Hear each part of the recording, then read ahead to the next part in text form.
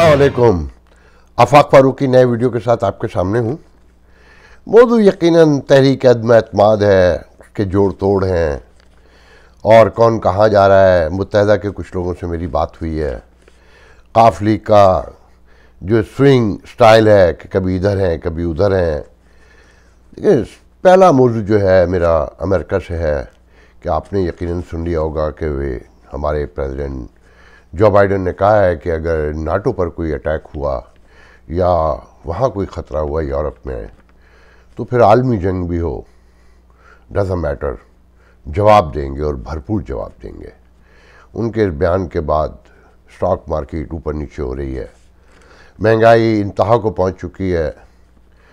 कहीं $8 को गैस पर गैलन मिल रही है तो कहीं $6 को न्यूयॉर्क में, $5.25 को है। यहाँ $4 से $4.5 है ह्यूस्टन टेक्सास में। और मगर दूसरी तरफ ये हाल है कि एक घर अगर मार्केट में आता है तो उस पर 22 और 20-30 बिड लग रही हैं और मुंह मांगे दामों पर। गाड़ियाँ 4-4 महीने का टाइम दिया जा रहा है। महंगाई के बावजूद बाइंग पावर मौजूद है। अभी आने वाले दिनों में क्या होगा ये अल्लाह बेहतर जानता है। फिर दूसरे एक बुरी खबर है कि अमेरिकन पाकिस्तानी कम्युनिटी, बल्कि कहना चाहिए दुनिया में पाकिस्तान से बाहर अगर कोई पाकिस्तानियों की कोई मुनज़्ज़िम तंजीम है तो वो अमेरिकन पाकिस्तानी डॉक्टर एसोसिएशन है अपना। उसके एक साबिक प्रेसिडेंट हैं 2016 के मेरे ख्याल में डॉक्टर जावेद सलमान, कराची से उनका ताल्लुक़ है, आसिफ ज़रदारी के बड़े दोस्त हैं और सिंध मेडिकल कॉलेज से उन्होंने किया है, कार्डियोलॉजिस्ट हैं। उनके 17 साल के नौजवान बेटे का एक्सीडेंट में इंतकाल हो गया उनके घर के इलाके में। और जिस सड़क पे हुआ उस पर बड़े हादसा हो चुके हैं। तकरीबन कुछ दर्जन भर बच्चे तो मेरी निगाहों में हैं जो गुज़िश्ता 10-12 साल में जा चुके हैं। अल्लाह ताला किसी दुश्मन को भी न औलाद का दुख न दे, बदतरीन दुश्मन को भी न दे, दोस्त तो बड़ी दूर की बात है। फिर इसके साथ में मुझे ये भी बताना है, इससे आपको अंदाज़ा होगा कि मिशिगन एक स्टेट है हमारे यहाँ जो कारों के हवाले से बड़ी मशहूर है। ये कनाडा के बॉर्डर पर इलिनॉय के पास, शिकागो करीब पड़ता है, ओहायो भी साथ में है। वहाँ 12 डॉक्टर पकड़े गए ओवर बिलिंग के इल्ज़ाम में। उन 12 में 5 पाकिस्तानी हैं। आप तसव्वुर करें कि 12 डॉक्टर्स पकड़े गए, उनमें 5 पाकिस्तानी हैं। ग्रीड हमारी फितरत में है। ये जो थर्ड वर्ल्ड कंट्रीज के लोग होते हैं ये रातों रात अरबोंपति बन जाना चाहते हैं। और फिर इस कहानी को अगर मैं शुरू करूं तो बहुत दूर तक जाएगी कि पीटीआई में जो लोग इल्ज़ाम लगाते हैं ना कि ओवरसीज़ पाकिस्तानियों का बड़ा हाथ है, मैं कहता हूँ इन पाकिस्तानी अमेरिकन डॉक्टरों का सबसे ज़्यादा हाथ है। और ये पाकिस्तान से आने वाले हर नामवर आदमी को अपने घर में देखना चाहते हैं। उनके लिए चंदे जमा करते हैं बग़ैर किसी नोइंग के, क्योंकि इनकी कोई एजुकेशन एक्सक्यूज़ मी, इनकी कोई तरबियत, सियासी तरबियत तो हुई नहीं। नौजवान लड़के थे पाकिस्तान में, middle class, lower middle class के, MBBS किया, पढ़े लिखे ज़हीन थे, एग्ज़ाम पास किया, यहाँ आ गए, बहुत पैसे बनते हैं। $3-3 लाख तो आजकल सिंपल MD को मिलते हैं। तो यहाँ के सिस्टम में दौलत दिखा नहीं सकते। यहाँ तो कोई पूछता नहीं है कि मैड भी आके अगर घर में सफाई करने वाली भी आती है तो बराबर में बैठ कर टेबल पे खाना खाती है। तो पाकिस्तान में ही दिखाना होता है। और ये लॉबिंग, ये सारे किस्से एक लंबी कहानी है। मगर ग्रीड इतनी है कि रातों रात बस दौलतमंद बन जाए कि आप ये देखें कि 12 में से 5, अराउंड 50%। और रोज़ यह वाक़यात होते रहते हैं, दर्जनों केसेस हैं। और डिटेल मैं यूँ नहीं जाऊँगा कि बहुत लोग नाराज़ होते हैं, ज़ाती दुश्मनियों पर उतर आते हैं। एनीवे, अब आते हैं पाकिस्तान की तरफ। देखिए, सबसे पहले तो मैं आपको ये बताऊं कि मेरी मुत्तहदा के एक बहुत ही इम्पोर्टेंट सियासी उनकी लेयर, जो फर्स्ट लेयर है उसमें से किसी से बात हुई। तो मैंने कहा हाँ भाई फिर जा रहे हो? तो कहने लगे कहाँ? मैंने कहा पोजीशन के साथ। कहने लगे नॉट रियली। मैंने कहा क्या मतलब? मैंने कहा वसीम अख्तर ने तो बयान दिया है। तो कहने लगे बयान देने से क्या होता है, तुम्हारा क्या ख्याल है नवाज शरीफ और मौलाना फजल रहमान, आसिफ ज़रदारी की गारंटी देंगे? फिर उन्होंने कहा कि जनाब अगर ये अपोजिशन की तहरीक एतमाद कामयाब भी हो जाए तो फिर ये गारंटी है कि नवाज शरीफ और जरदारी साथ रहेंगे, इनकी दरमियान जो चपकलश है, जो इक़्तिदार की जंग है, ये तो असल रकीब तो ये है एक दूसरे के। तो कहने लगे अभी कुछ नहीं कह सकते, मगर मेरा ज़ाती ख्याल ये है कि ये वोट देंगे। फिर मेरी एक और सियासी लीडर से बात हुई जो कराची को बहुत समझते हैं। उन्होंने कहा कि MKM सबसे समझदार है इस मामले में, बहुत आखिरी लम्हे में जाकर इनकी बातें सामने आएंगी और मोस्ट प्रॉब्ली ये अपोजिशन को ही जाए। देखें ये क्या होता है। फिर काफ लीग का तो आपने सुन लिया होगा, शेख रशीद ने जो बयान देकर दरार डाली, इमरान खान को एक नया नुकसान पहुंचाया है। देखिए शेख रशीद के बारे में जहन में रखें, ये एक फ़ौज का छोटा सा टाउट है बेचारे, इनकी अपनी कोई क्रेडेंशियल नहीं है, ये फ़ौज के सहारे ही सारी उम्र। वो मुअन्निस राई ने आज उनके बयान पे कह दिया ना कि आप स्टूडेंट लाइफ से हमारे बुज़ुर्गों से पैसे खाते रहें। एक दो और लोग भी, एक और जमातों के भी लोग कहते हैं कि ये पैसे खाते रहें, ये दूसरों के ख़र्चों पे ही पलते रहें। इन्होंने फरमाया कि जी 5 सीटों की बुनियाद पर पंजाब में ब्लैकमेल किया जा रहा है वज़ारत आला के लिए। तो उससे मुअन्निस राई ने बड़ा रिएक्शन दिया है। मगर साथ में ये भी ख़बरें हैं कि जी जो कमेटी बनाई है वज़ीर आला की, नए वज़ीर आला के लिए पंजाब में हुकूमत ने, उसने रब्ता किया है परवेज़ इलाही से। तो उनका कि देखें हमें तो, परवेज़ इलाही ने कहा हमें तो अपोजिशन ने वज़ारत आला की ऑफ़र दी, आपने तो वो भी नहीं दी। उनका आप PTI में जम हो जाए तो फिर इस पर बात हो सकती है। फिर उन्होंने हुकूमती जिन्होंने बात की उन्होंने कहा कि देखें हम चाहते हैं ऐसा वज़ीर आला है जो जहांगीर तरीन को भी काबिल कबूल हो, आपको भी काबिल कबूल हो। तो मियाँ असलम का नाम लिया जा रहा है। तो पाकिस्तान में मैं कहता हूँ कि लूली लंगड़ी सबसे माजूर, महकूर और जाली जमहूरियत है। मगर जमहूरियत ही होती है, वो कितनी भी आप उसे माजूर बना दें, लोअर दो स्वाप पे खड़ी होती है और एक दूसरे को मना के आगे चल सकते हैं, जिस पर खान साहब अमल नहीं कर सके। अब आखिर में तरले डाल रहे हैं। नौबत यह आ गई है कि पहले शेख रशीद कहते हैं कि अब सुलह सफाई की तरफ आना चाहिए, वरना जो होगा फिर किसी के हाथ कुछ नहीं आएगा, अपोजिशन देखती रह जाएगी और फिर 10 साल 15 साल नोबडी नोज़ कि कब तक के लिए सब दरवाजे बंद हो जाएं। फिर फवाद चौधरी ने तो खूब ही बयान दिया है कि अपोजिशन, ये मैंने लिख कर रखा है, पढ़ के सुना देता हूँ कि अपोजिशन ने बग़ैर सोचे समझे अदम एतमाद की तहरीक ने सियासत में तलखियाँ पैदा कर दी हैं। जमहूरियत इंतहाई तकसीम का निज़ाम नहीं है, इसमें कम से कम इत्तफ़ाक़ राय पर निज़ाम इस्तवार होता है। मैं समझता हूँ इतनी तकसीम ना हो कि किसी सबब गुफ्तगू ही मुश्किल हो जाए, कि लड़ना मुश्किल नहीं होता मगर संभालना मुश्किल हो जाता है। इसका मतलब मैंने ये लिया है। तो मुझे इस पर याद आया कि जब ये नई नई हुकूमत बनी थी तो हमारे एक दोस्त वज़ीर बहुत बढ़ कर बोल रहे थे। तो मैंने उनके और अपने एक मुश्तरका दोस्त को फ़ोन किया और मैंने कहा कि ये बहुत ज़्यादा बोल रहे हैं अपोजिशन के ख़िलाफ़, इन्हें समझाएं हुकूमतें ऐसे नहीं चलती, ख़ासकर जमहूरियत में। सीखें यूरोप से, अमेरिका से, जहाँ से जमहूरियतें निकली हैं। तो उन्होंने कहा फ़िक्र नहीं करें, इन्हें कुछ नहीं होगा। इनके लीडर को ये स्टाइल बहुत पसंद है कि अपोजिशन को गालियाँ दी जाए, शोर डाला जाए और झूठे इल्ज़ाम सच्चे लगाए जाएँ और तहलका तलातुम रखा जाए।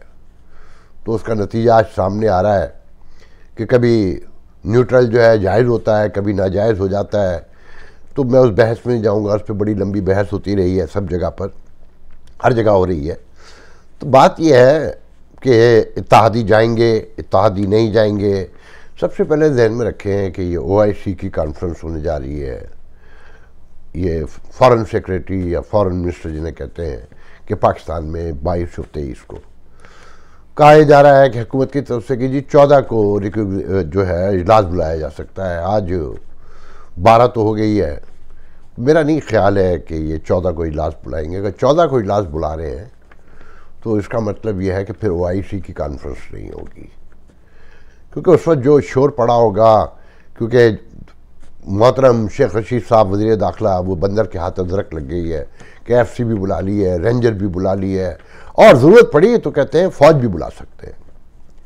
मतलब एक दहशत का माहौल खड़ा किया जा रहा है कि भाई एक हाउस के अंदर तहरीक अदम एतमाद आएगी, वहाँ लोग वोट डालेंगे नहीं डालेंगे, वहाँ फैसला हो जाएगा, बाहर का क्या लेना देना। मगर दबाव डालने के लिए, कशीदगी बढ़ाने के लिए, डराने के लिए, धमकाने के लिए डी चौक पर लोग बुलाए जा रहे हैं कि लाखों का मजमा जमा करेंगे, फिर अपोजिशन भी कहीं ना कहीं कुछ करेगी, तो तसादुम का ख़तरा भी पैदा हो सकता है। तो शेख रशीद जैसे लोग जिंदा ही इस बुनियाद पर है कि एक अकलौती सीट है उनकी, वो भी कभी चली जाती है, कभी मिल जाती है। जब सहारा मिलता है, जब टेलीफोन जाते हैं, जब लोगों को धमकियाँ दी जाती हैं। इन धमकियों पे याद आया कि एक ख़बर ये भी आप लोगों ने सुनी होगी कहीं कि जनरल फैज़ हमीद चोरी छुपे आर्मी प्राइम मिनिस्टर से मिले हैं और परवेज़ इलाही को कॉल किया था। वो तो पहले भी आ चुका था, मगर तर्जुमान ने कल उसे डिनाई कर दिया कि नहीं, ऐसा कुछ नहीं है, कोई इज़हार वजू का नोटिस नहीं दिया गया उन्हें कि आप क्यों मिले, और ये सब खबरें हैं। क्योंकि वो इदारा तो साफ कहता है कि हम सियासत में मुलव्विस ही नहीं है। आप सबको पता है कि वो कितने मुलव्विस हैं, कितने, मान के नहीं देना है ना, क्योंकि शक पैदा रखो, किसी को यकीन नहीं आएगा ना, क्योंकि सबूत तो किसी के पास भी नहीं है। जिनको कॉलेज आती है वो डर के बोल नहीं सकते। फिर साथ में यहाँ पे ये भी तर्जुमान का जिक्र आया, तो मैं करता चलूँ कि वो जो बैलिस्टिक मिसाइल मारा इंडिया ने, आप इन दोनों मुल्कों की जिम्मेदारी देखिए कि इनके यहाँ गिरा एक दिन के बाद। पहले तो ये कहते रहे कि कोई चीज़ आके गिरी, और फिर इन्होंने बताया कि जी वो मिसाइल था। और वज़ीर ख़ारजा हमारा वो जाली पीर जो है शाह महमूद कुरैशी बढ़ के मार रहा है, चीख कर बोल रहा है कि देखें कितना गैर, बिल्कुल ऐसे जैसे डाली की सियासत करते हैं ना, जैसे सिंध में निकला हुआ था वो मार्च लेकर, बिल्कुल वही लहजा। उसे अंदाज़ा ही नहीं है कि कितना सीरियस मसला है, और वो इंटरनेशनल कम्युनिटी को मुखातिब कर रहा है। और कोई अभी देखें दुनिया में किसी ने गौर भी नहीं किया, किसी एंगल से कहीं से कोई आवाज़ नहीं आई। और फिर भारत को देखें, एक एटमी मुल्क, वो जवाब क्या देता? पहले तो उसने बताया ही नहीं कि इतना बड़ा हादसा हो गया है, पाकिस्तान से कोई माजरत करता या पेशगी इत्तला देता कि हमसे ये वाक़या हो गया है। कहते हैं कि जनाब मेंटेनेंस के दौरान वो गलती से चल गया। ओ माय गॉड, गलती से चल गया मेंटेनेंस के दौरान। अच्छा, ये बात तो दुरुस्त है कि उनके यहाँ प्लेटोनियम बिकने के दर्जन भर वाक़यात तो मुझे याद पड़ते हैं गुज़िश्ता 20-25 साल में, जब से ये एटम बम सामने आए हैं, कि बिकते रहे हैं, प्लेटोनियम ख़रीदी गई है, पकड़ी गई है। अब ये वाक़या तो इतना संगीन है, फिर साथ में कहते हैं कि जी हमें बड़ा दुख है, अफसोस है और सुकून है कि जी जान कोई नहीं गई। कोई तसव्वुर कर सकता है इस गैर जिम्मेदारी का कि जनाब बड़े आराम से कह दिया कि जी वो मेंटेनेंस के दौरान गलती से चल गया और बात ख़त्म। क्योंकि उन्हें पता है दुनिया में पाकिस्तान की कुछ सुनने वाला तो है नहीं। जिसका सबूत यह है कि जब वो कभी हम न्यूट्रल हो जाते हैं, रशिया की वार में हम न्यूट्रल हो जाते हैं और एम्पायर के लिए हम न्यूट्रल नहीं रहते, तो उसका जवाब ये है कि जी कांग्रेस में एक बिल आया है, आपने सुना होगा, कि पाकिस्तान को दहशतगर्दी के इल्ज़ाम में सेंक्शन लगाए जाएँ, फाइनेंशियल और आर्मी असला ख़रीदारी और डिफरेंट उसमें। तो बिल बेसिकली सिंबॉलिक है, मीडिया दिल पिशौरी करने के लिए, इंडियंस के लिए, कि वो अपने मीडिया में छाप के दिल पिशौरी करें। प्रोग्रेस उस पर कुछ नहीं होनी। और पाकिस्तान को एक सिंबॉलिक मैसेज भी है कि यूक्रेन जंग में जो हम किरदार अदा कर रहे हैं ना, और हम न्यूट्रल वहाँ बनने की कोशिश कर रहे हैं, तो ये मैसेज भी दिया गया कि हुजूर अपनी औकात में रहिए। बहुत कुछ आपके लिए भी हो सकता है, सिर्फ रशिया के लिए नहीं हो सकता, या बेलारूस के लिए नहीं हो सकता, आपके लिए भी बहुत कुछ हो सकता है, और आपकी औकात इतनी नहीं है कि आप बर्दाश्त कर सकें। वो कहते हैं ना कि जी IMF से जो ज़्यादा मुज़ाकरात हो रहे थे कल नाकाम हो गए हैं, कि 50% पेमेंट मिलने के बाद आप भागने की कोशिश कर रहे हैं, क्योंकि महंगाई का तूफ़ान, अगर ये यूक्रेन वार बढ़ती जाती है तो महंगाई तो बढ़ती जाएगी ना, जो पाकिस्तान जैसे मुल्क तो अफोर्ड ही नहीं करते। कोविड से अभी निकले नहीं थे पूरे, कि यहाँ आकर फंस गए। तो बाहर देखें, एक बात जहन में रखें, आप पाकिस्तानियों को एक बात समझनी होगी कि ये तहरीक अदम एतमाद कामयाब हो तो आप पे कोई फ़र्क नहीं पड़ता, ये नाकाम हो तो कोई फ़र्क नहीं पड़ता। कि देखें, खान साहब